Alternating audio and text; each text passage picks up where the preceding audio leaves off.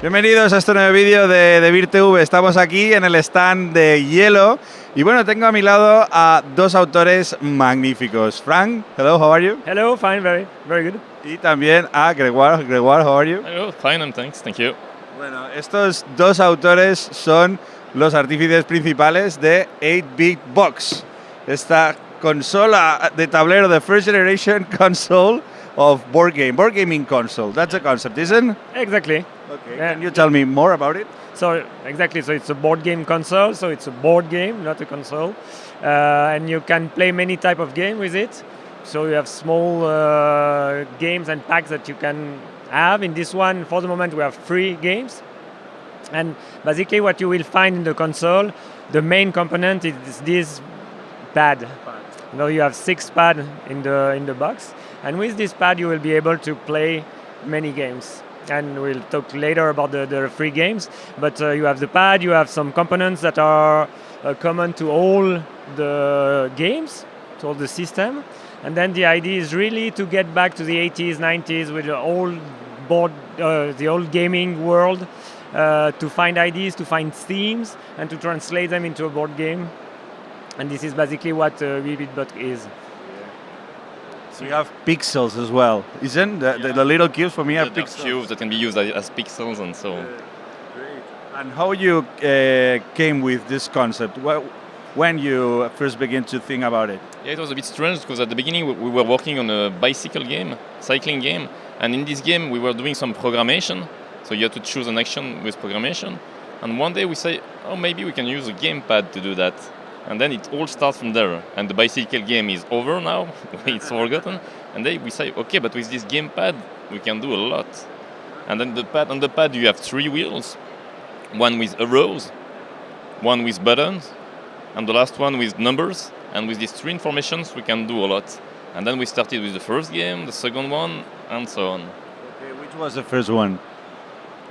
Which was the first one? I think it was a race. It's Outspeed, yeah. This was really We can talk about this, yeah. So Outspeed is a racing game, a bit like Mario Kart, trend. And you have some little chip here, which will move along the way. And then you have tiles where it indicates where you are on the track, and you can choose. I go there on the left, there on the right, and you move fast, and you can shoot on the other one and put the piège traps on the pass, and it's quite fun. It's not a long game. There are simple games, about 20 to 30 minutes, 3 to 6 player, and a lot of fun. Yeah. Well, when I played Outspeed, it's less frenetic than it seems, but it's super fun because it's kind of deduction and telepathy game a bit, isn't?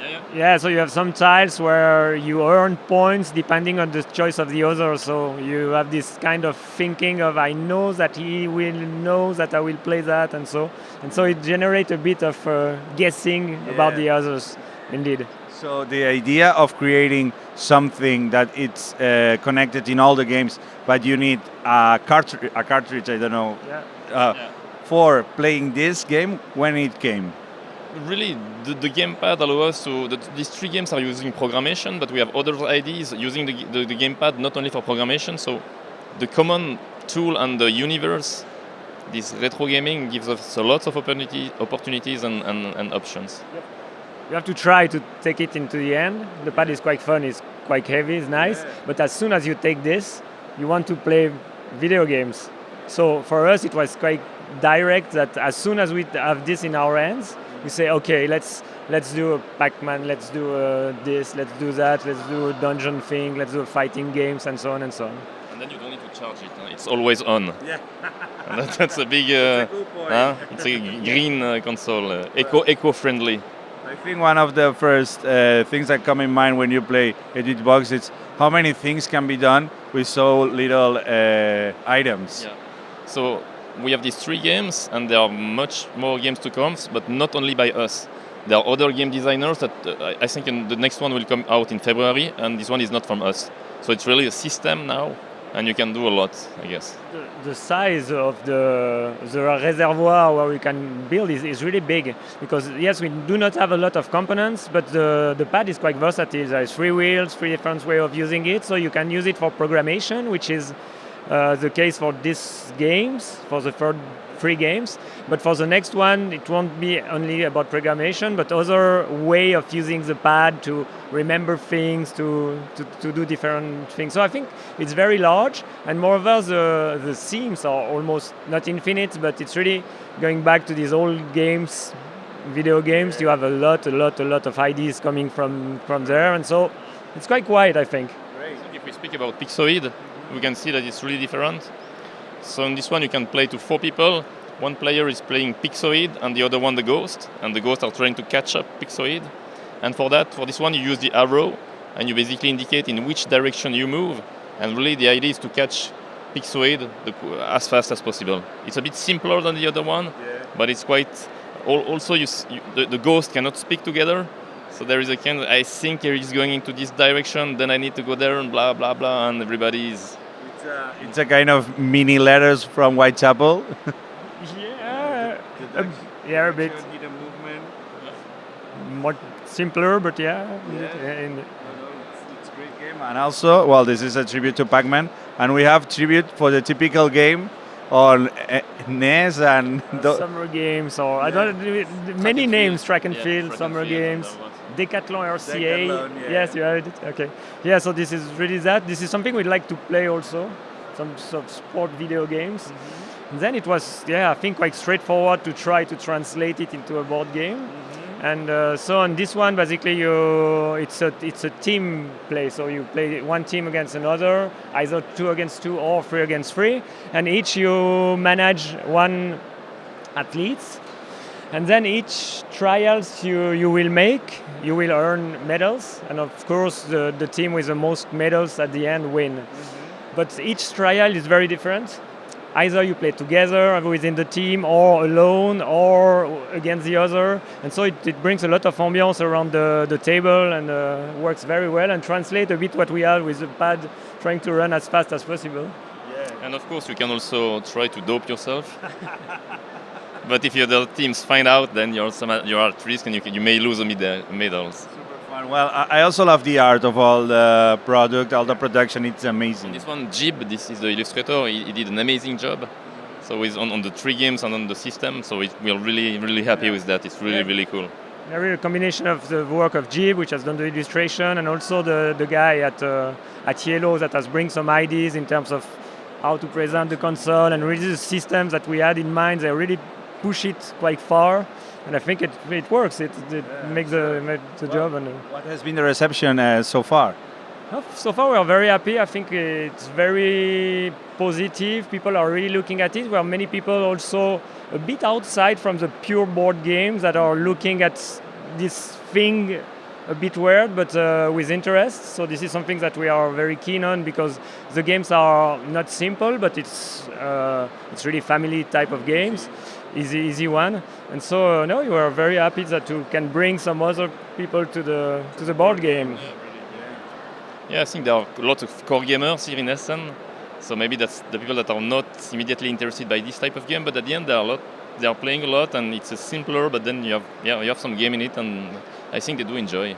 And the booth is incredible. There are some so Yellow did really good job. Because you are fans of retro gaming, or not that much. Yeah, I think we could say that. No, I played a lot when I was younger, and then it's really, we are really passionate about it, because it's really fun to get back to that, and this is something that, we are keen on. When consoles were more social in the same room, isn't? Yeah, exactly. Maybe less network, but in the same rooms, and maybe that's the feeling that we are trying to bring back. Yeah. And this is what we have in the first 3 games. You have one game which is one against the other. You have one game which is a race, so everybody for themselves, and we have one game with its teams, and it works very well, but basically because you're really old with the gamepad like this, what you do, and then it really shows that you bring what we had at the time in front of our oldest TV, and different types of gaming. But I think that we have a sneak peek of a new one. That it's cooperative, is it? We can take a look. This is exclusive. Double Rumble. Yeah, Double Rumble. So this one is not from us. So that's a good thing. bit more difficult to explain. So we have so basically there are a few people. It's a 2-player cooperative games. There are several players. You can choose one to manage, and then you need to fight the people that are coming against you. That you have boss, and then you also have items. You can be stronger, and you need to defeat all of them. That can be very cool. It's a kind of a double dragon, I think. Yeah, exactly. That's the idea. This is exactly the idea. Yeah. And yes, again, coming back from the screen, I think the idea, you have all the opponents that come each one after the other with the cards, which really replicates the waves we had on the video games. And I really like the idea, and I think it's very important to say that we are not the designer of this game, and Yellow has done a thing that is quite amusing to say. They have pushed the idea of the console and the system quite far, because they have made some toolkits for development. Yeah, and they have sent these toolkits to designer, to well-known one, and currently these designers are exploring the pad and the way we can integrate some idea in the new games, and I think this push really far the analogy with the video game, so it's really fun for us to see that. For you as designers, that it would be a big proud that. Yes, of course. No, really, it's really the aim of all this system is really to make as much game as possible, as different as possible, with as many designers. And it's also interesting because we have our bias, so we have been doing that for a while, and then new people will bring in new ideas that we are not having, so that's also really cool. Yeah, which is already the case there. First time we saw the game, say, oh, cool, how they use this and this, so it's really fun. Yeah, it's really good. And you will buy the new video games one by one, because you have the console. Yeah, exactly. So the idea is really to have the system, the console, really like a real console.